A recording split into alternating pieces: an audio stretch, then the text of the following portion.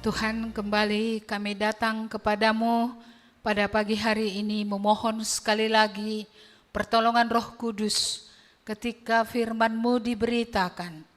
Supaya di tengah segala hal yang kami hadapi, mungkin ada yang sedang galau, mungkin ada yang lagi menghadapi beban yang berat.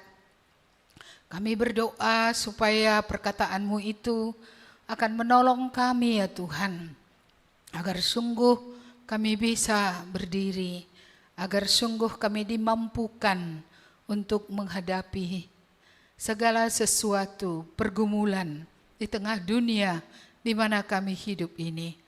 Kembali kami memohon ya Tuhan supaya segala gangguan kami tolak di dalam nama Tuhan Yesus. Kami berdoa supaya dengan leluasa Roh Allah bekerja di dalam kami dan di tengah-tengah kami dalam pemberitaan ini. Kiranya Engkau juga menolong hamba-Mu dalam seluruh kelemahannya secara fisik agar sungguh dia beroleh kekuatan menyatakan kebenaran. Terpujilah Engkau Allah kami, dalam nama Yesus kami berdoa. Amin. Mari silahkan duduk. Iya, saya mengambil nats dari kitab Samuel.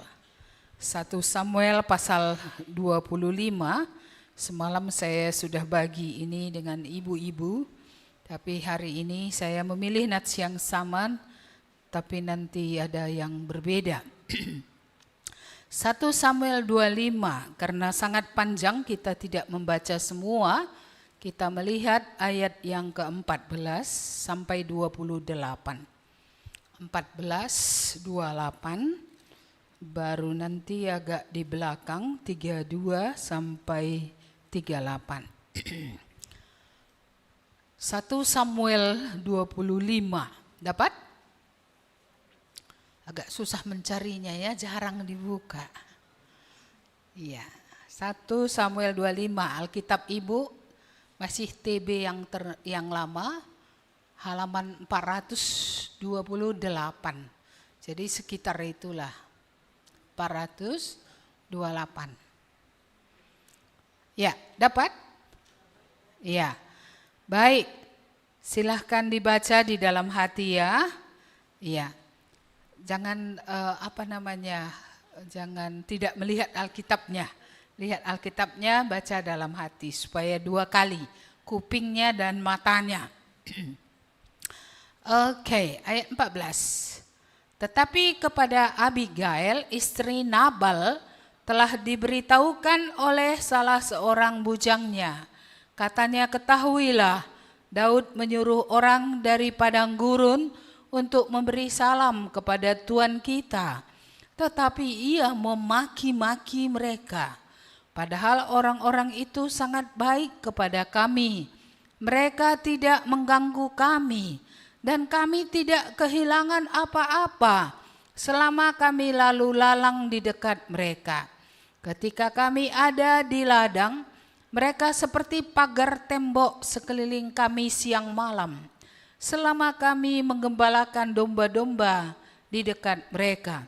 Oleh sebab itu pikirkanlah dan pertimbangkanlah apa yang harus kau perbuat. Sebab telah diputuskan bahwa celaka akan didatangkan kepada Tuan kita dan kepada seisi rumahnya. Dan ia seorang yang dursila, sehingga orang tidak dapat berbicara dengan dia. Lalu segeralah Abigail mengambil 200 roti, 2 buyung anggur, 5 domba yang telah diolah, 5 sukat bertih gandum, 100 buah kue kismis, dan 200 kue ara. Dimuatnya semua ke atas keledai. Lalu berkata kepada bujang-bujangnya, berjalanlah mendahului aku segera menyusul kamu. Tetapi Nabal suaminya tidak diberitahunya. Ketika perempuan itu dengan menunggang keledainya turun dengan terlindung oleh gunung, tampaklah Daud dan orang-orang yang turun ke arahnya. dan perempuan itu bertemu dengan mereka. Daud tadinya telah berkata, sia-sialah aku melindungi segala kepunyaan orang ini di padang gurun, sehingga tidak ada suatu pun yang hilang dari segala kepunyaannya. Ia membalas kebaikanku dengan kejahatan. Beginilah kiranya Allah menghukum Daud, bahkan lebih lagi daripada itu. Jika kutinggalkan hidup sampai pagi, seorang laki-laki saja pun dari semua yang ada padanya. Ketika Abigail melihat Daud, segeralah ia turun dari atas keledainya, lalu sujud menyembah di depan Daud dengan mukanya sampai ke tanah. Ia sujud pada kaki Daud serta berkata, aku sajalah ya Tuanku yang menanggung kesalahan itu. Izinkanlah hambamu ini berbicara kepadamu dan dengarkanlah perkataan hambamu ini. Janganlah kiranya Tuanku mengindahkan Nabal, orang yang dursila itu, sebab seperti namanya demikianlah ia. Nabal namanya, bebal orangnya. Tetapi aku hambamu ini tidak melihat orang-orang yang Tuanku suruh. Oleh sebab itu Tuanku, demi Tuhan yang hidup dan demi hidupmu yang dicegah Tuhan daripada melakukan hutang darah dan daripada bertindak sendiri dalam mencari keadilan, biarlah menjadi sama seperti Nabal, musuhmu dan orang yang bermaksud jahat terhadap Tuanku. Oleh sebab itu pemberian yang dibawa kepada Tuanku oleh budakmu ini, biarlah diberikan kepada orang-orang yang mengikuti Tuanku. Ampunilah kiranya kecerobohan hambamu ini, sebab pastilah Tuhan akan membangun bagi Tuanku keturunan yang teguh, karena Tuanku ini melakukan perang Tuhan, dan tidak ada yang jahat terdapat padamu selama hidupmu. Ayat 32. Lalu berkatalah Daud kepada Abigail, terpujilah Tuhan Allah Israel yang mengutus engkau menemui aku pada hari ini. Terpujilah kebijakanmu dan terpujilah engkau sendiri, bahwa engkau pada hari ini menahan aku daripada melakukan hutang darah dan daripada bertindak sendiri dalam mencari keadilan. Tetapi Tuhan Allah Israel yang hidup, yang mencegah aku daripada berbuat jahat kepadamu, jika engkau tadinya tidak segera datang menemui aku, pasti tidak akan ada seorang laki-laki pun tinggal hidup pada Nabal sampai fajar menyingsing. Lalu Daud menerima dari perempuan itu apa yang dibawanya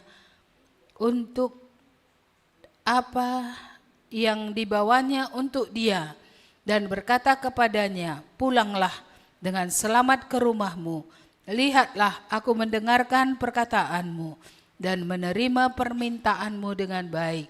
Sampailah Abigail kepada Nabal, dan tampaklah Nabal mengadakan perjamuan di rumahnya, seperti perjamuan raja-raja.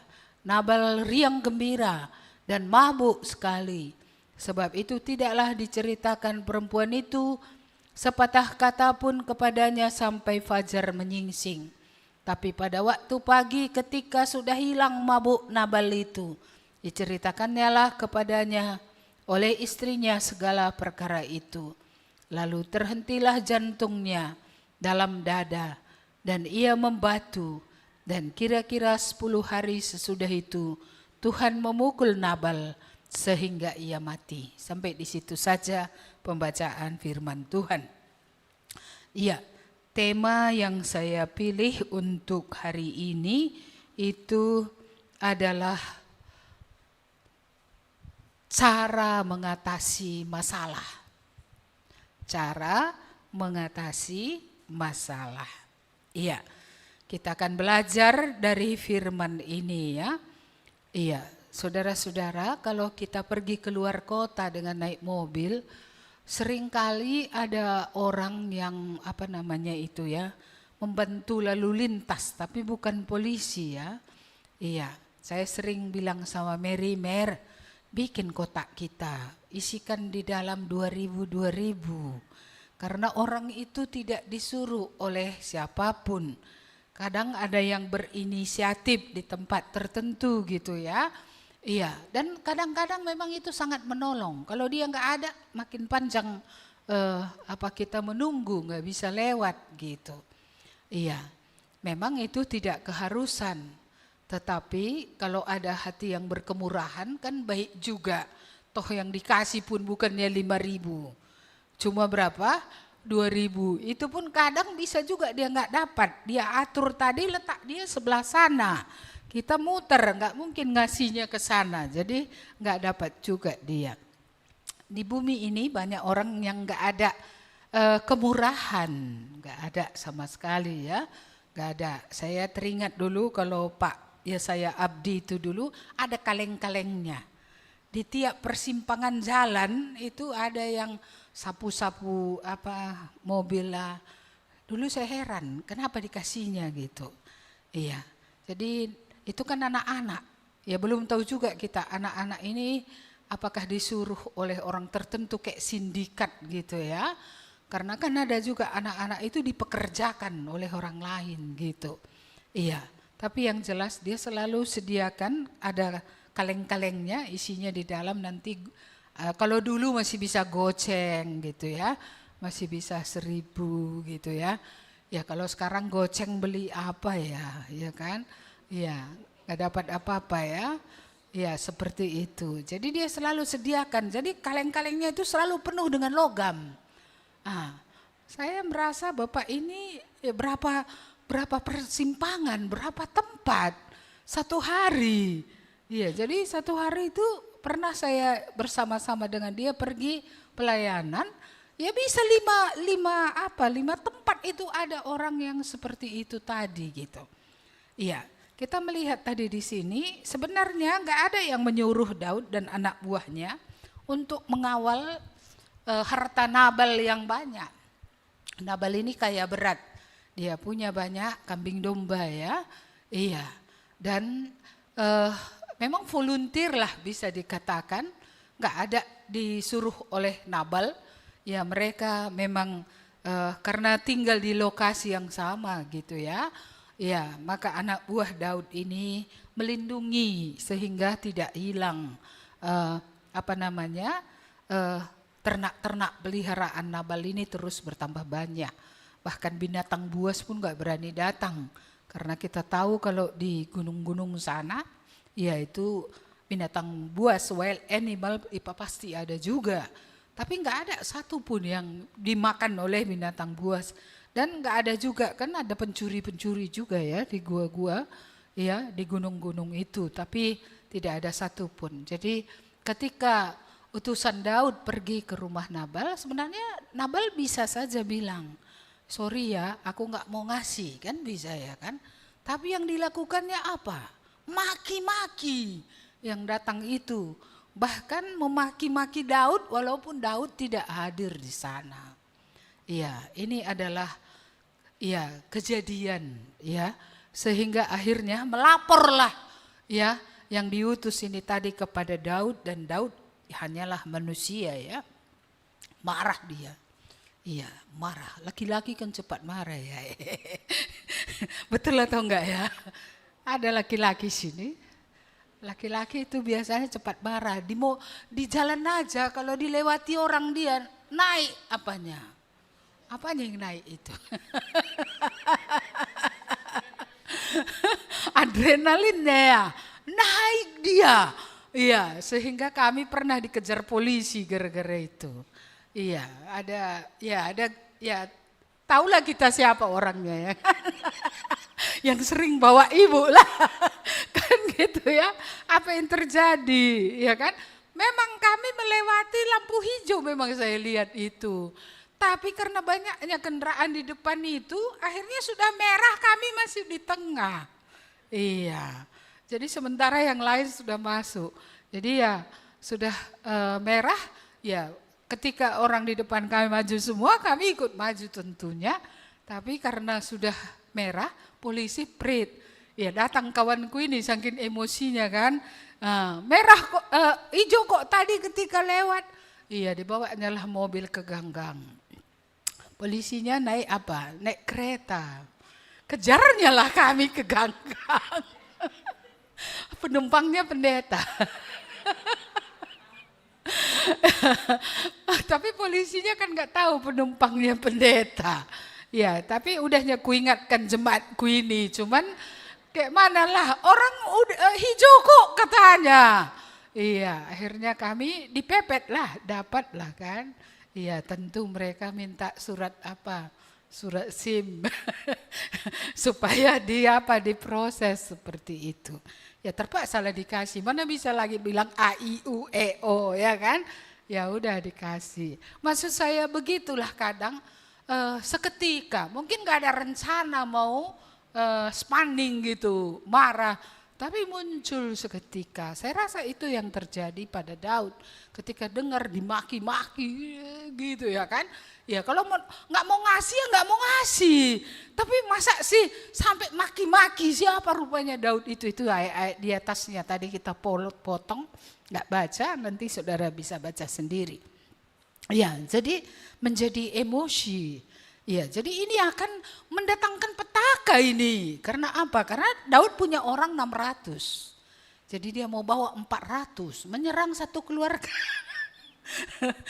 Lalu kemudian menyisakan 200 tinggal di tempat di mana mereka tinggal itu gitu.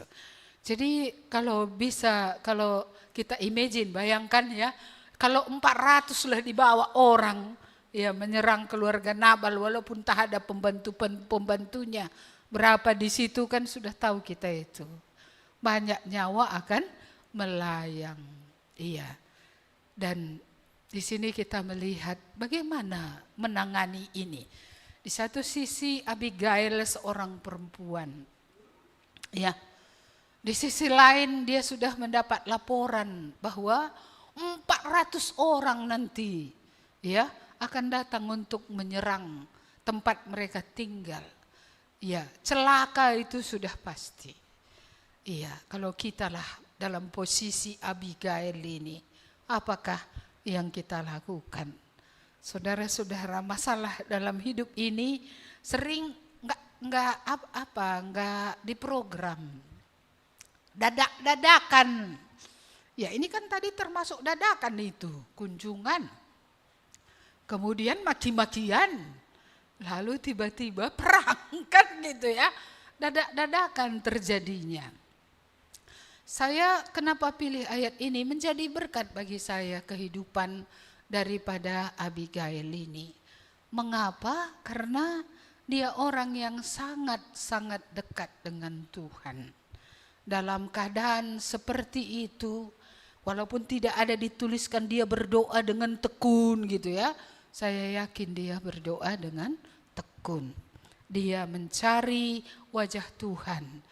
Dia meminta hikmat dari Tuhan. Dan saya salut lihat dia, mengapa? Karena dikenalnya suaminya. Banyak kita ketika menghadapi masalah, istilah orang Karo, tandaina takal manokna. Nah, banyak kita nggak kenal kita, siapa yang di dekat kita itu. Apakah seorang suami mengenal istrinya sungguh-sungguh dalam, benar gitu ya? Apakah seorang istri mengenal suaminya dengan dalam? Kalau kenalnya kan aturannya, cara menghadapinya kan beda. Iya, kadang-kadang kan kita sudah lama tidur sama, tapi tidak mengenalnya secara dalam. Apalagi tidak bersama-sama, ya kan? Iya. Maka kadang-kadang anak kita kirim pergi. Kita tidak tahu dalam proses itu apa yang sudah terjadi. Kita tidak tahu. Saya ada pelayanan, saya nggak bisa sebut namanya. Neneknya, orang tuanya tidak tahu apa yang terjadi dengan dia. Dan hidupnya menjadi sangat gelap, sangat gelap. Sampai dia ikut kelompok tawuran gitu. Sampai dia pernah menggunakan senjata yang tajam untuk menusuk orang. Orang tuanya nggak pernah tahu. Bagi mereka anak ini anak baik budi. Karena kan selalu juga orang tua menutup mata terhadap anak, kesalahan anak. Yang dilihat semua baik-baiknya. Di mana orang tua nggak bangga terhadap anak coba? Salah pun anak nasi mejelena. Walaupun salah anak itu, ya kan dia rasa anaknya itulah the most handsome one gitulah. Paling keren, paling baik, segala-galanya. Ya, karena tidak dikenalnya. Jadi Abigail ini mengenal Nabal. Dikenalnya suaminya itu seperti namanya memang bebal. Ya, memang tidak pedulian. Ya, memang enggak ada. Kalau dibilang enggak ada otaknya kan enggak cocok kan. Tapi yang jelas dia mengenal suaminya lah. Dia sangat mengenalnya. Kayak mana ya tahan hidup dengan orang yang seperti ini? Kalau orang nggak kenal dan tidak dekat dengan Tuhan, tak tahu menghadapinya, larilah dia. Makanya banyak orang melarikan diri. Bukan dia mencari wajah Tuhan, bagaimana caranya ini? Itulah sebabnya banyak keluarga broken home. Alasannya karena apa? Ya, dia tidak mengenal orang yang di dekatnya itu. Jadi alangkah baiknya seorang suami mengenal siapa istrinya. Supaya dia minta hikmat Tuhan bagaimana cara ngadapinya jenis yang kayak gini gitu loh. Sorry ya saya pakai kata jenis. Iya, seorang istri juga kenali dong siapa yang di dekatnya itu. Entah itu suami, entah anak gitu ya. Supaya juga tahu cara menghadapinya. Kalau kita tidak menemukan rahasia ini, stres. Dan akhirnya itulah banyak orang mencari pelarian. Padahal dia pikir dengan pelarian itu akan berkuranglah pergumulannya. Tanpa dia sadari dia sedang memperpanjang ya masalah baru ya dengan pelarian itu. Itulah sebabnya betapa pentingnya kita mengenal Tuhan. Ya, penting sekali ya kita kenal siapa Tuhan itu. Penting sekali kita bersandar kepada Dia. Penting sekali kita meminta hikmat kepadanya. Di dalam kitab Yakobus pasal 1 dikatakan barang siapa kekurangan hikmat, mintalah hikmat dari Tuhan. Iya, Tuhan sumber hikmat akan mengajari, akan memberitahu kepada kita, ya, sehingga akhirnya kita mengerti bagaimana kita harus bersikap. Abigail kenal dia, Nabal itu siapa, maka disiapkannya lah apa yang diperlukan. Disuruhnya anak buah jalan duluan. Dan dia tidak memberitahu kepada Nabal. Kalau beritahu sama Nabal ngamuk dia. Jadi kalau sucinya hatinya untuk yang baiknya dilakukannya, berani Abigail ini untuk mengambil keputusan melakukan yang baik. Ya, baru nanti setelah semua selesai baru dia akan bilang. Nah itu pun dalam keadaan bukan ketika Nabal mabuk. Kalau lagi mabuk cerita, parang pun bisa keluar. Ya, dalam keadaan warasnya kemudian nanti baru dia bercerita. Jadi kadang-kadang ada waktu, ada hikmat dari Tuhan. Masih ingat Zipora yang menyunat anaknya? Mana pernah sejarah perempuan menyunat? Yang menyunat itu siapa? Kaum bapak. Tapi kaum bapaknya tadi leler. Ya, walaupun itu adalah Musa. Bayangkan Musa ini loh. Iya, Musanya tidak disunatnya anaknya padahal mau kembali ke bangsa Israel.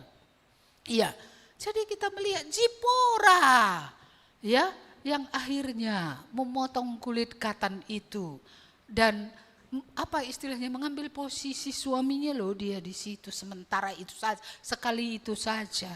Supaya suaminya enggak akan mati. Makanya Zipora berkata ini pengantin darah bagiku. Iya, saudara-saudara yang dikasihi Tuhan, dalam hati yang bersih dan suci, kadang diperlukan hikmat dari Tuhan. Saya rasa itu bukan untuk Abigail kaum wanita saja. Itu juga perlu untuk kaum Adam. Bagaimana memiliki hikmat dalam menghadapi hal-hal yang dihadapi. Maka kalau tanpa Tuhan saudara nggak akan ada hikmat, nggak tahu. Maka makin pening, stres. Akhirnya apa? Katanya, giginya aja terus gemeletuk. Ya kan? Tapi tidak ada jalan keluar yang baik. Abigail mencari wajah Tuhan. Sungguh-sungguh dia kenal betul suaminya.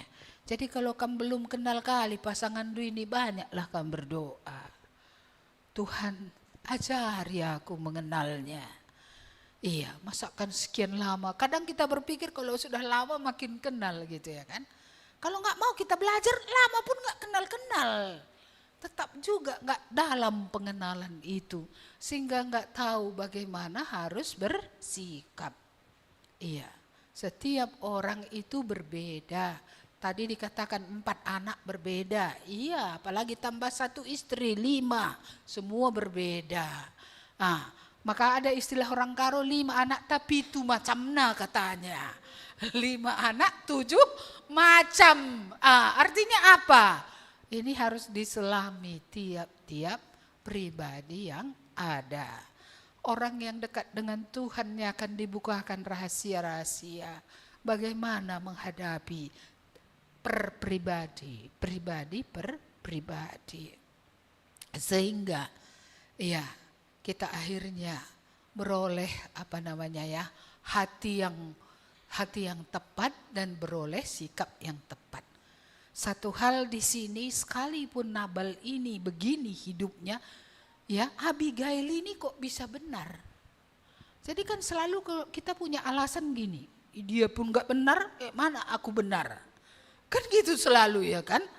Tunggu dia benarlah, baru aku pun benar katanya. Kenapa Abigail gak ngomong gitu? Ya kan bisa dia. Sudahlah, orang dia kok berbuat salah, biarin aja potong nanti lehernya, kan bisa. Tapi kita lihat walaupun sejahat itu si Nabal ini, ya masihlah ada ya hikmat untuk melindungi keluarga. Sehingga kita melihat tadi apa yang terjadi ya. Iya, bagaimana Abigail ini menyelamatkan banyak nyawa loh dengan hikmat dari Tuhan itu.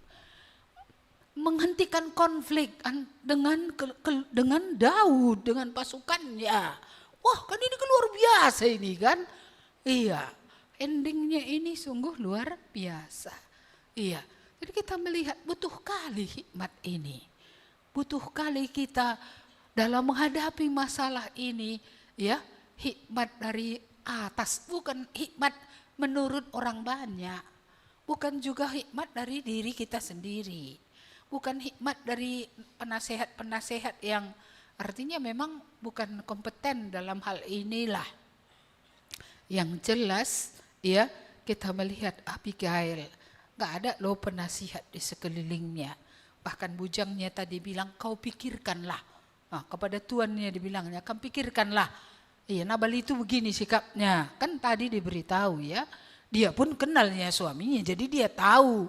Iya, makanya ya, dia tidak bergantung kita lihat kepada siapa tapi kepada Tuhan. Dan bukan saja kepada Tuhan dia merendahkan diri. Mengatasi ini saya melihat jiwa dari Abigail ini yang sangat rendah hati. Ketika dia bertemu dengan Daud, dia itu sujud loh. Daud itu bukan Allah, tapi dia merendahkan diri di hadapan Daud.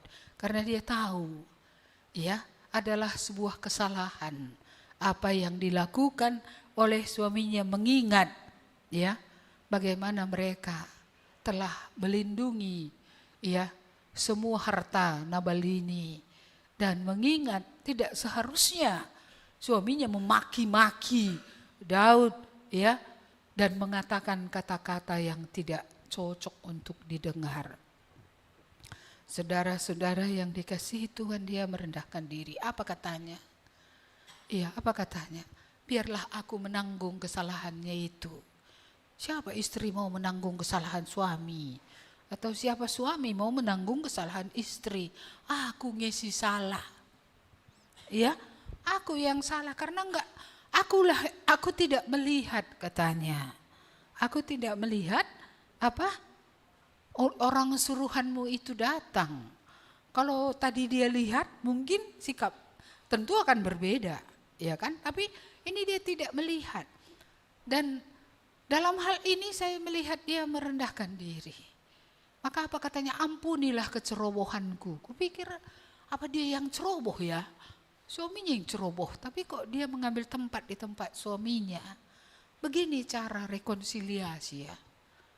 Iya, cara mengatasi konflik itu seperti itu.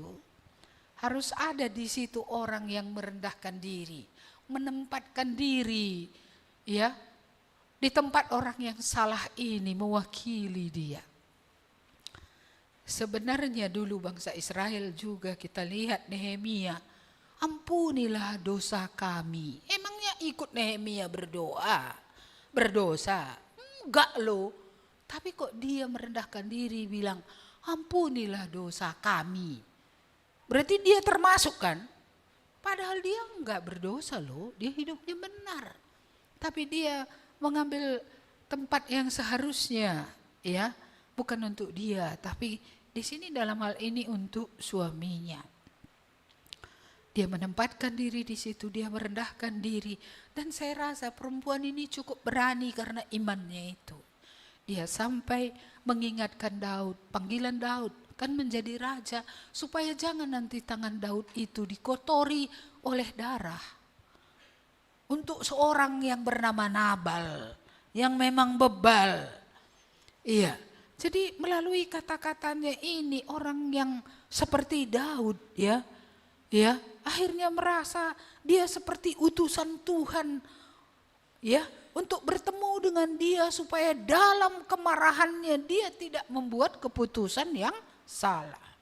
Dia tidak membuat pertumpahan darah. Jadi kita melihat, ya saya rasa Daud ini memang benar juga ya, orang yang logikanya jalan otaknya.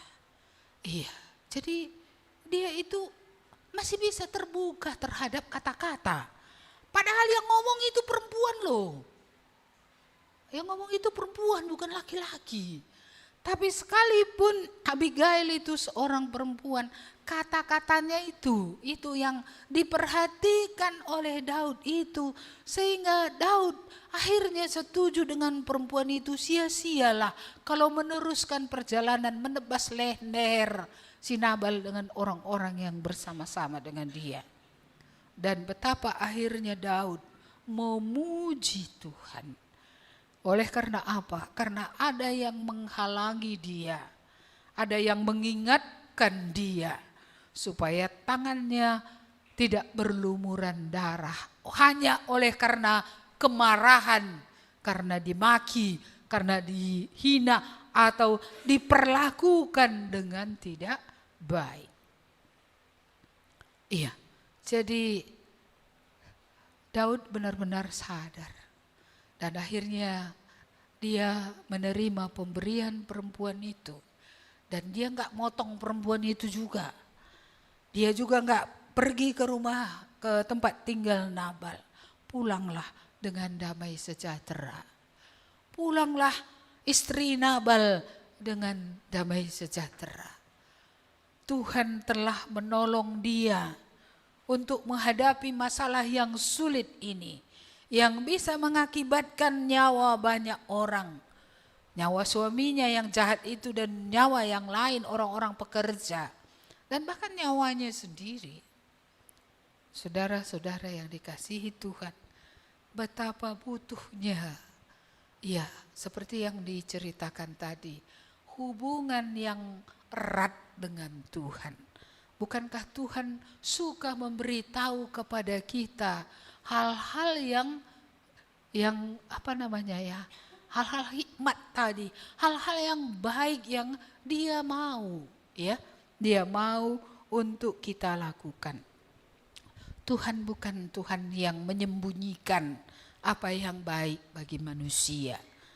Tuhan adalah Tuhan yang suka membukakan isi hatinya kepada manusia, apalagi kalau itu untuk kebaikan. Tapi kalau kita tidak dalam posisi seperti Abigail, punya hati yang bersih, punya hati yang percaya, punya hati yang murni, ya Tuhan tidak akan ngomong kepada kita. Tapi kalau kita ya seperti khotbah tadi pagi itu menanti-nantikan apa yang Tuhan mau. Bagaimana seharusnya ini dibuat Tuhan. Aku ini bodoh. Bukakanlah padaku agar aku ngerti ngadapi ini. Entah itu ngadapi istri, entah itu ngadapi suami, entah itu ngadapi anak-anak, entah itu ngadapi orang. Karena kan bisa saja orang yang bebel di sekeliling kita ada, lalu bertemu pula bersenggolan di jalan hidup kita. Bagaimana kita harus menghadapinya? Pimpinan yang punya bawahan, ya kan pasti ini kan bersinggungan. Tapi bagaimana hikmat dari atas, dari Allah menghadapi akan hal itu sehingga kita melihat hasilnya tadi, ya. Masalah itu terselesaikan. Nyawa yang harus hilang gak jadi hilang. Gak jadi hilang. Kalau soal yang jahat tadi kan memang tetapnya ada akibatnya. Jadi kita melihat tadi di akhir bagaimana Nabal ini karena terus-menerus pun ya terus-menerus hidupnya seperti itu. Berakhir dengan kematian. Memang dari satu segi sedih karena Nabal mati. Iya, dia tidak bertobat walaupun istrinya penuh hikmat. Walaupun istrinya benar-benar dituntun oleh Tuhan untuk menyelamatkan nyawanya.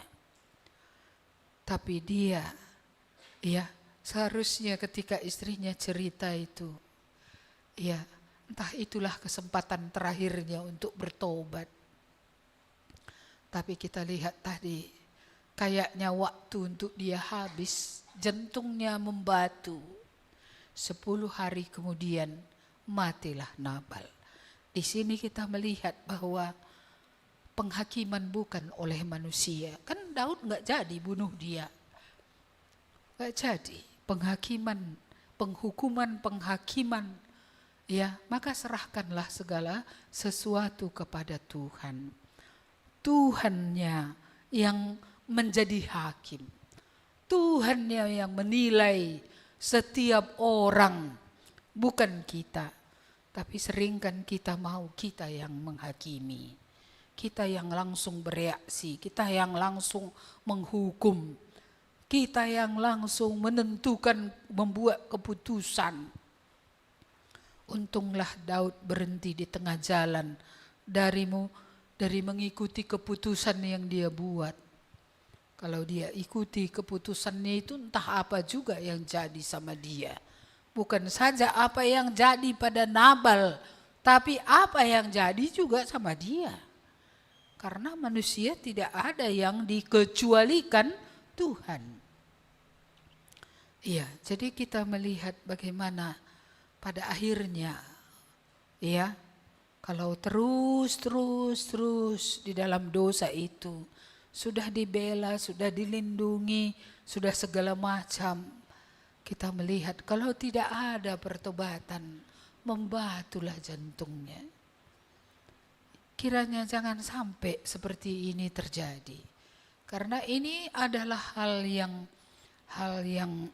ya kayak mana ya, gak bisa lagi diperbaiki lah. Apalagi diperbaiki kalau jantung udah membatu, kalau nyawa sudah melayang.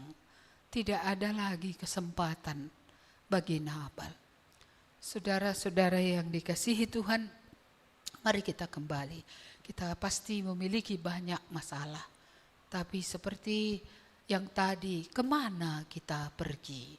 Dari siapa kita mencari hikmat? Ya, kalau kita tidak datang kepada Tuhan yang korban kita juga. Kita sendiri bisa hancur, bahkan bisa mati juga. Jangan kita pikir kalau kita teruskan ya tindakan atau keputusan yang salah kita bisa hidup juga terus. Enggak. Makanya enggak boleh diteruskan dosa itu. Enggak boleh diteruskan hidup tanpa Tuhan ini. Iya, karena bisa saja sebentar punggung ini panas, dada kiri menjadi panas, sebentar saja. Apa istilahnya jantung koroner, iya kan? Itu pun membatu juga itu, iya kan? Sehingga nggak ada lagi kehidupan. Jadi mari ya kita belajar. Tak bisa hidup tanpa Tuhan. Jago kali kamu bisa hidup tanpa Tuhan. Menghadapi dunia ini. Menghadapi segala hal. Dan gak bisa pula dielakkan segala masalah di bumi ini. Gak ada bisa dielakkan. Iya. Gak ada ya bagian bumi ini di sana. Free from problem gitu ya. Bebas masalah. Daerah bebas masalah gitu ya. Di mana adanya itu ya. Pergi ke Alaska pun ada masalah, di hutan pun ada masalah. Dahan-dahan itu jalan kita lurus, sangkut leher kita dibuatnya, masalah juga itu. Iya, iya kan? Kita lewat, lalu kemudian datang monyet-monyet, duduk kita situ setelah turun kita, kimbangkan amak kita, datang monyet. Nggak diundang loh, ambilinya makanan kita semua, udah kelaparan kita. Ada masalah di mana-mana. Jadi kita harus mempersenjatai diri. Masalah akan terus ada. Tapi bagaimana sikap kita? Abigail bisa tidak berdosa? Kok bisa ya? Dia kan hanya manusia, perempuan lemah lagi. Ibu-ibu lagi. Yang konon ada masa haidnya yang membuat moodnya naik turun. Iya kan? Iya, makanya laki-laki harus belajar tentang perempuan. Perempuan itu bukan laki-laki. Perempuan itu ada haidnya. Haidnya ini kalau lagi haid dia, kalau uring-uringan dia nggak usah disahut. Itu memang pengaruh hormonnya itu. Itu. Jadi kalau nggak ngerti itu, hari ini mendung mukanya. Apa pula ini? Nggak usah. Biarkan aja lagi mendung kelabu. Paling tanya, mama lagi haid ya? Gitu aja. Kubuatkanlah ya air panas. Akan lebih baik kan, menolong istri. Wah ini ibu ini membela perempuan gitu ya. Iya, tapi memang harus kita baca, memang begitu mereka.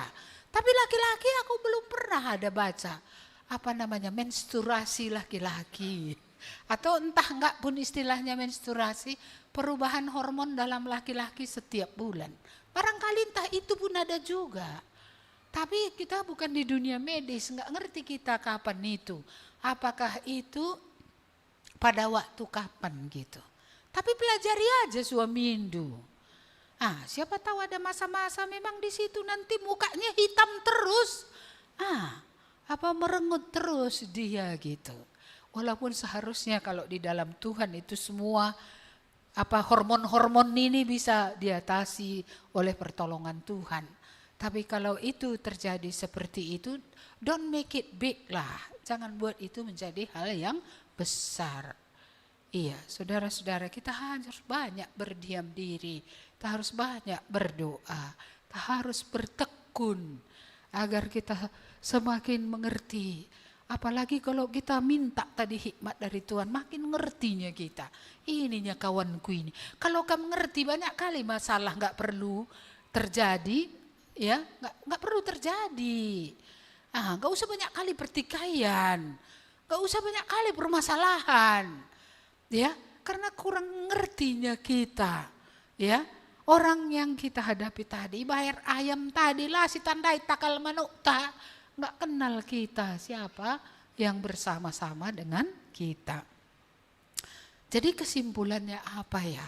Kalau mau menghadapi masalah, tidak bisa sendiri, nggak bisa.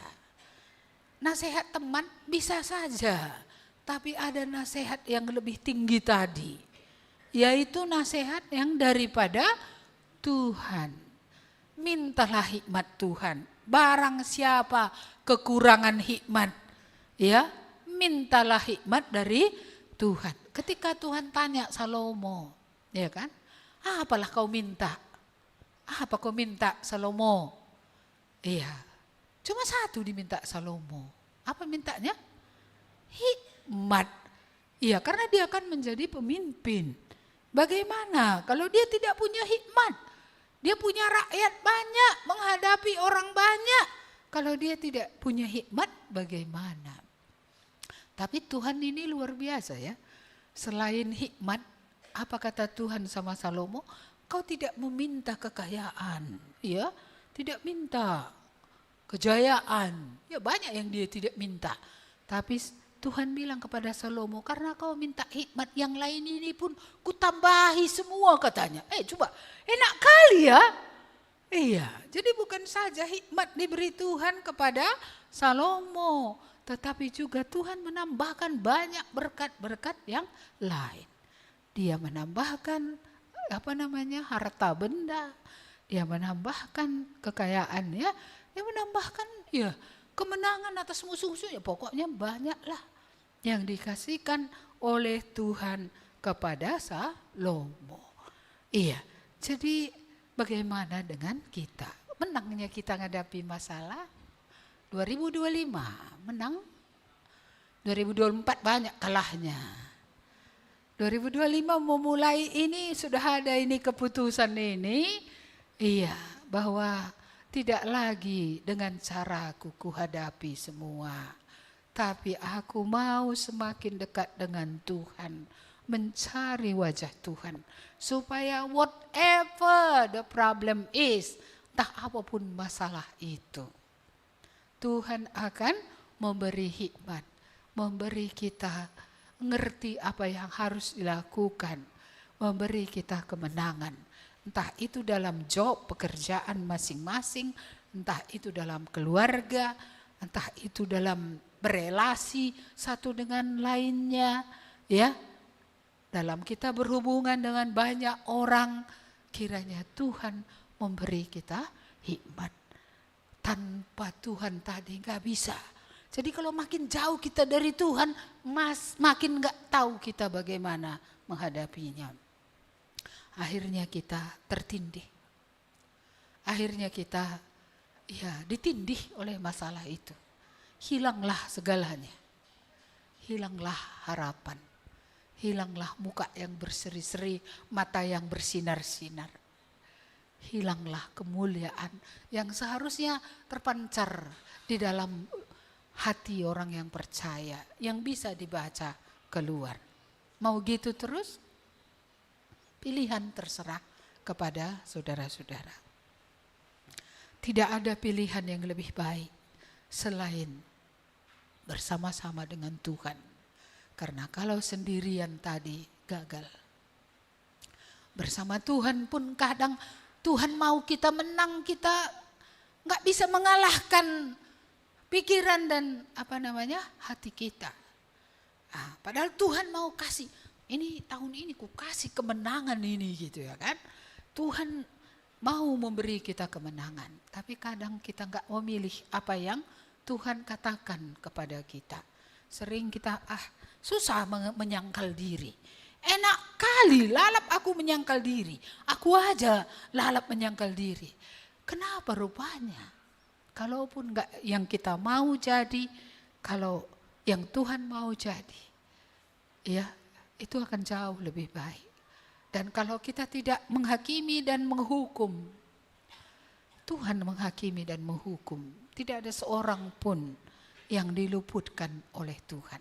Siapakin kita sehingga kita yang menjatuhkan hukuman. Siapakin kita sehingga kita membuat keputusan. Makanya saya senang melihat Daud ini, bagaimana dia mundur dari keputusannya. Bagaimana dia pulang kembali ke tempat di mana dia tinggal. Dia tidak membalas orang yang memaki itu.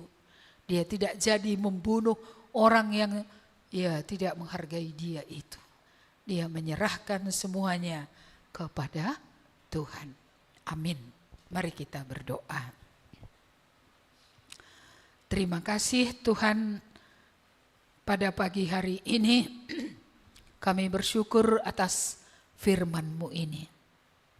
Engkau memberikan kami suatu teladan, contoh orang yang beriman, yang benar-benar memiliki hubungan dengan Tuhan, yang benar-benar memiliki hikmat daripada Tuhan, yaitu Abigail ini. Bagaimana dia, oleh karena Tuhan mengenal pasangannya, oleh karena Tuhan mengerti situasi darurat yang sedang terjadi, yang akan membawa mereka kepada kehancuran.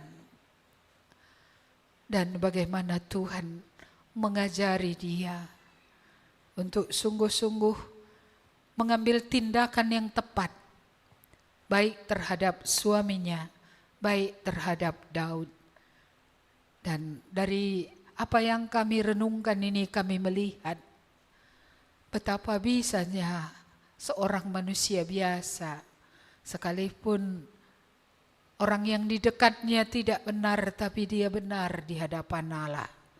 Hatinya yang murni dan yang suci, sekalipun mungkin dia ikut menderita oleh karena apa yang dilakukan oleh orang yang di dekatnya, tapi dia rela menjalani itu sambil mencari hikmat Tuhan. Dan Tuhan memberi dia kebijaksanaan, memberikan dia hikmat apa yang harus dilakukan. Dan kami melihat di sini bagaimana Tuhan, hikmat-Mu tidak pernah gagal mencapai tujuannya. Ketika dia merendahkan diri, ketika dia mengambil posisi seolah-olah dia yang bersalah, ketika dia menjadi berani mengatakan apa yang benar untuk dikatakan, sekaligus juga menjaga supaya Daud tidak berdosa oleh karena menumpahkan darah hanya oleh karena kemarahan. Kami mengucap syukur, kami melihat perbuatan Tuhan yang besar. Biarlah lengket dalam hati kami, di luar Tuhan hancurnya kami. Oleh karena itu setiap kami ya Tuhan yang hadir di sini hari ini mengerti, tanpa persekutuan dengan Tuhan tidak ada yang baik. Bahkan berakhir dengan kematian seperti Nabal. Kiranya Roh-Mu membawa kami kepada pertobatan. Kiranya Roh-Mu membawa kami kepada keyakinan bahwa memang benar kami tidak bisa berjalan sendiri. Karena kami akan semakin rusak dan sesat, bahkan binasa. Kiranya Roh-Mu menolong tiap-tiap orang. Jikalau ada di antara kami Tuhan di sini yang belum memiliki hubungan yang benar dengan Tuhan, supaya pada pagi menjelang siang ini Roh-Mu menjamah hati, menetapkan pikiran, menetapkan hati, supaya sungguh datang kepada Tuhan dalam pertobatan. Dan kalau ada di antara kami selama ini selalu membela diri karena orang lain kami jadi berdosa, Tuhan di sini kami lihat orang ini bukan Yesus, dia hanya manusia. Tetapi hatinya dijaganya benar, bersih, baik. Kami melihat di sini bagaimana orang yang bersekutu dengan Tuhan terus bisa memiliki hubungan yang benar dengan Tuhan.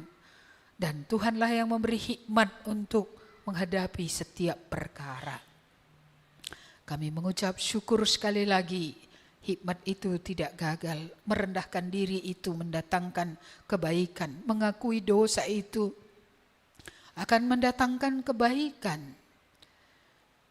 Bahkan mengatakan yang benar pun akan mendatangkan kebaikan. Kami berdoa supaya inilah menjadi perjuangan kami ini. Pada tahun ini ya Tuhan, hidup yang benar, hidup yang bersih, hidup yang benar-benar indah dengan Tuhan. Kiranya hikmat Tuhan turun atas semua umat-Mu di tengah pergumulan-pergumulan yang mereka hadapi. Kiranya mereka tahu jawabannya. Engkaulah Allah yang membukakan hikmat, Engkau Allah membukakan rahasia. Kiranya Tuhan Engkau mendengar seruan yang lahir dari hati yang remuk, dari hati yang hancur, yang sebenarnya tidak layak untuk ditolong. Tapi biarlah pengampunan Tuhan sungguh ada dan sungguh hikmat ini akan diberikan supaya secara pribadi kami dibaharui Tuhan, secara keluarga kami makin dibaharui Tuhan, secara gereja juga kami makin dibaharui karena kami semakin mengerti bagaimana menghadapi saudara-saudara kami. Kami bodoh, Tuhan ajarilah kami. Dan kami juga berdoa supaya ketika kami di luar, di tempat pekerjaan, di masyarakat di mana kami hidup, biarlah hikmat itu terus Tuhan berikan supaya mereka akhirnya melihat Tuhan, melihat perbedaan, dan akhirnya mengakui Tuhan Engkaulah Allah. Terima kasih Bapa, berkatilah kami semuanya pada pagi hari ini dengan segala berkat yang kami butuhkan. Biarlah firman Tuhan yang kami baca terus berbicara kepada kami. Biarlah Tuhan tambahkan bagi kami berkat-berkat yang kami perlukan untuk hidup di bumi ini. Bagi anak-anak kami. Supaya kami tidak kekurangan suatu pun yang baik. Dan kami boleh benar-benar ya Tuhan menghormati Engkau dalam hidup ini. Berkatilah setiap usaha yang halal yang dikerjakan. Berkatilah ya Tuhan setiap pekerjaan. Supaya kami dengan benar melakukannya. Terima kasih Tuhan, kami bersyukur untuk ibadah ini. Sebentar kami akan kembali dari tempat ini. Jemaat, arahkanlah matamu kepada Tuhan. Allah memiliki kasih setia. Dan Yesus Kristus memiliki keselamatan yang diberikan. Dan juga Roh Kudus sudah berjanji untuk menyertai setiap orang yang percaya kepadanya. Hari ini seterusnya sampai Yesus datang kedua kali. Amin. Kepada Allah beri puji.